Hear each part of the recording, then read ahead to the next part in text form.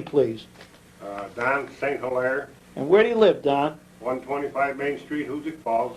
Did you live in Hoosick Falls all your life, or? All my life. I see. So you were born here also. Right. All right.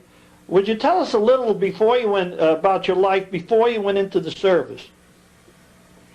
Well, before I went into service, I worked for the Grain Union Company and played a lot of sports. That was basically it. I see. And were you married when you went into service, or? No. No. Okay. So you. All right. Tell us a little about getting into service. What happened? Some of the stories about going into service. You would talk to me about trying to enlist and so forth. Well, right at that time, it was not too many jobs around, so a bunch of us went down to join the Navy. I think there was 6 of us, and I was the biggest of the 6, and everyone passed the physical except me. And the reason why I didn't pass, because I had just fell out of a barn and hit my back, and I had a big bump on my back. It was only temporary, it went away, but still they wouldn't take me. The rest of the guys went in the Navy, and I had to stay. And when was this? What year was that? 1949. Oh, 40, that's before the Korean War started. Yeah, I see. All right, so you came back and kept working at the Grain Union, is that At it? the Grain Union. All right, The rest of the guys went into service. And then August in 1950, the Korean War broke out, and then what happened? I went in, was drafted in, I think it was January 51. Yeah, I think it was, maybe it was 50. It was 50. Well, it couldn't have been, because it was August 50, the war broke out, Yeah, so it had to no, be 51. 51. 51. Yeah. All right. Okay. And what happened after that? I mean, where'd you go and what Well, happened? then I went to, from Fort Devon to the induction, and then to Camp Breckenridge, Kentucky, which was closed up at the end of World War II, but they opened it up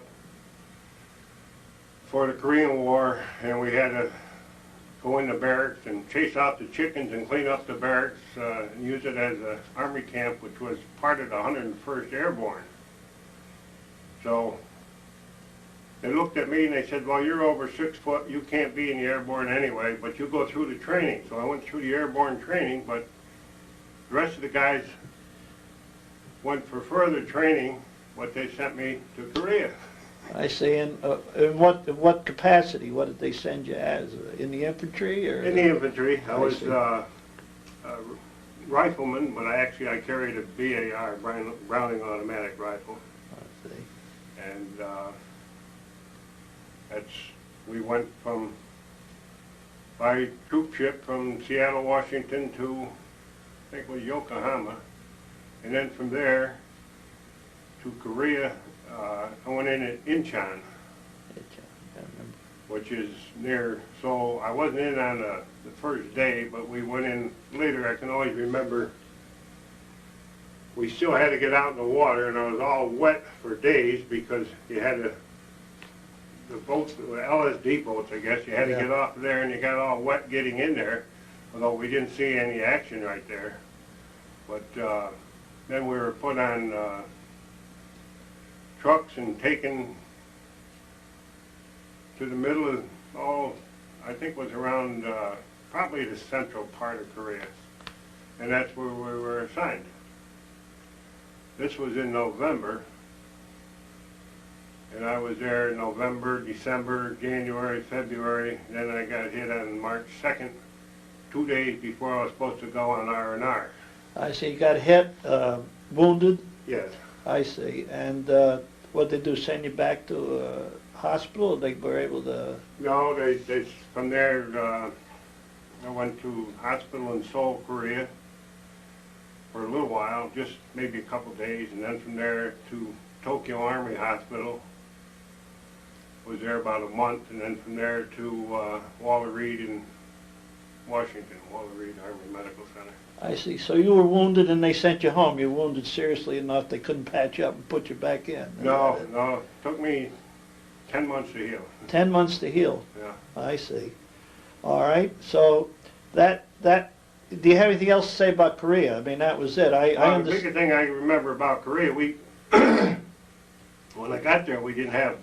They had just finished some bad fighting, and they were undermanned. So we had like half a company, and it seemed like we didn't get any sleep, and we were always cold because of the weather there. Yeah. You're sleeping in foxholes, and you're going out on patrol, and you got snow. This is during the winter. It was snowing, it was cold, and anybody says that Korea and Vietnam, there's no comparison as far as the weather goes. Yeah. But So you had to do a lot of patrol because you were half man, so that meant the fellas had to do double duty or a lot more yeah, duty. and anytime you weren't on patrol or guard duty, you were trying to keep warm. I see. Because there's a lot of people, a lot of guys had frostbite Right. over there. I see. All right, so you got wounded in battle, you came home, you were in, I understand you got the Purple Heart, somebody told me, is that true, or? Well, anyone that gets wounded gets I a see, is Purple that, Heart. I don't know, because, And I got a Bronze Star, which was, I don't know why, but they awarded me a Bronze Star too, probably because when I got wounded, they had sent me out in probably 100 yards out beyond the rest of the line. And me and 3 other guys to establish a bunker out there so we could have a better overlook of the valley. And probably because I was there, they did award me a Bronze Star because the other guys that went out with me, they got one too. I see. Well, you did something above and beyond what the regular troops were doing at the time. Okay, so here you're back in Walter Reed, and what, it took you 10 months to get over your wounds. Yeah, and then it was mainly because it was a radial nerve injury, which unless it comes back, you don't have use of your arm. I had shrapnel wounds in my leg, and that healed fine, no problem. In my finger, that didn't heal that great, but it did get better. And in my shoulder, the one in my shoulder cut a radial nerve, which meant that you didn't have full use of your right arm, where I got hit in the right shoulder. Didn't have use of my right arm. That's why it was such an extended period of time. To get They back. had to do a lot of PT, physical therapy, until the arm came back. And luckily there were good doctors there, and it did come back. Other than that, I would have been left with a hanging arm. I see. But, I mean, you look fine, I mean, as far as your arm goes down. No, it just... So good, they got it fixed up for you, and then you Right. came home, what happened to Walter Reed after you got better? I mean, after you got used to your arm, and did they discharge you at that They time? discharged me, and I went back to work for Grain Union. I see, and then you came back, you got married? Got married probably, 54? I Yeah. see, and you've Had had, 4 children. 2 of them live here, 2 of them live out of town. I see. And you worked in the Grand Union for years, and then Well, counting the years I was in the service, which counts, Yeah. 47 years. you worked 47 years Yeah. for the Grand Union. Wow, that's a long tour. And then you retired from the Grand Union, Right. and you live here in town. Is there anything you want to tell us about the town? We got, or anything, that's Well, happened in the town? Yeah, the town is, I like it, and I lived here all my life, of course, and it's a lot of good things about the village of Hoosick Falls, and there's different things that go on. I don't think gets enough publicity, like the band concert in the summer, and you have ice skating, and you have a good swimming pool, and a good school system. And it's convenient to the capital district It's convenient to places in Massachusetts. It's convenient to Vermont. It's convenient to Saratoga. It's convenient to Lake George. And you're not very far from the shore if you want to go to Maine or Cape Cod. It's all within a reasonable driving distance. So I agree. I mean, I happen to agree with you that it's a great location. Great location. Well, Don, I thank you for coming in, and I thank you for telling us the story. Yeah, And the biggest thing I remember about Korea yeah, is a cold. We had some fighting there, but I more than the fighting, I remember how cold it was and how many hills there were there. There were hills with no trees because they cut down all the trees. If they got 3 feet tall, they cut them down to use for firewood. so that But was, it was one cold winter. yeah, but it must have been hard to do battle there too. I mean, with all the trees down and just empty hills. It was, yeah. You had to be in a foxhole or in a bunker, and that was. I never got any relief because we were short-handed. I see. In other words, you couldn't go back, be on the line for a month, and go back for a week the way they do today. You stayed right there because you just didn't have enough people. I see. And how long were you on that front line? I mean, what period of time did they keep you up there in the central part of Korea? About how long was that you didn't get a relief? You know, until you got wounded. 4 months. For 4 months you were there. 4 months. I was supposed to go on relief in 2 more days, but I that see. didn't last those 2 days. I see. Well, thanks a lot, Don. Great story. Thank you. We're going back on tape because Don and I were talking, and Don remembered an interesting thing which we felt should be on tape. Would you go ahead and tell us that story about being in Tokyo there? Yes, well, I was in the Tokyo Army Medical Center hospital recuperating. I had 2 visitors. Will Burdallard came, and he is from Hoosick Falls, and he came and brought me a little bit of fruit, and we had a nice visit. And Jimmy O'Neill came in, and we had a good visit, and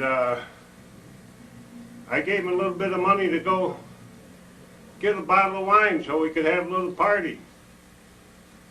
And he went out, but I never saw him again. Did you ever ask him about it when you saw him back home, or? I did, but he was on his way to Korea. He got called, and he went over there, and he was back in the hospital and out of the Army before I was. But he got wounded, He Jimmy? got wounded too. Yeah. Is he's deceased now, isn't he? Right. Yeah, I remember. About a year ago. Yeah. Is there anybody else you met while you were in? Well, I was in Tokyo, that's all, but when I was in Walter Reed Hospital in Washington, several guys came, Chuck Fabiano and Gene Slavin.